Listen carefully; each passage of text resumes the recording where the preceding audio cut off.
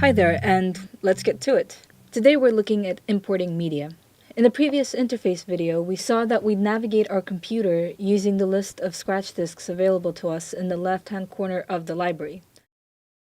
So I found a short film that was recorded over 2 days on 3 rolls. I can add a single clip by clicking and dragging it down into the media pool. I click Command Z to undo that, and I'll demonstrate how to import multiple clips. So I can click on an empty area of the library panel and then click and drag across multiple clips. And similarly, I can simply click and drag them across into the media pool. I could also go up the hierarchy, right-click on top of my Roll 1 folder, and add the folder into the media pool. If I go up one more step, I can choose the entire day. However, that hasn't imported anything, and that's because there's technically no clips inside of this folder. So what I have to do is make sure that I right-click and choose Add Folder and Subfolders into Media Pool. That means that it won't just be adding footage that's inside this folder, but it will also be adding the footage that's inside the folders that are inside the folder. But notice how it ignores the folder structure that I had originally created on my drive. So once again, I'm going to undo this, Command Z. And this time I'm going to right-click, I'm going to add the media in the folder and in its subfolders, but I'm also going to create bins to reconstruct the original folder structure. So now you can see that the clips for Roll 2 have appeared inside the media pool, but if I go on the left-hand side, I can now see that Roll 1 is right above it, and the date of the shoot above that. You can choose to drag and drop folders themselves, but keep in mind that this will also ignore folder structure and simply import all of the clips inside. So that was pretty simple. Let's take a look at a few other things you can do. I've opened up a wide shot of the first scene, and I'm going to enable metadata on the right-hand side.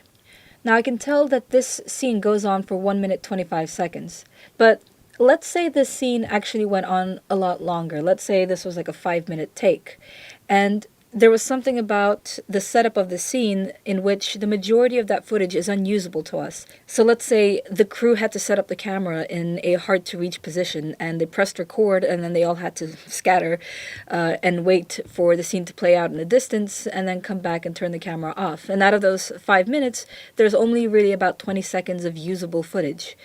In that case, rather than importing this incredibly heavy clip, you might choose to indicate which portion of the clip you want to bring into the media pool and simply create a subclip. I'm going to control the playhead in my jog bar at the bottom, and I'll use the symbols in the bottom right hand corner to indicate my in and out points from the clip. I can right click and say create subclip, and there we go. I'm going to complete importing the rest of the film. Removing clips is as easy as selecting them and clicking backspace on your keyboard.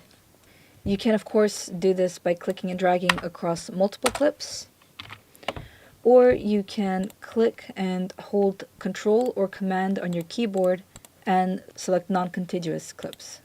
One last thing is I want to talk about the dialog box that you sometimes get if you import media that doesn't match the frame rate of your current project.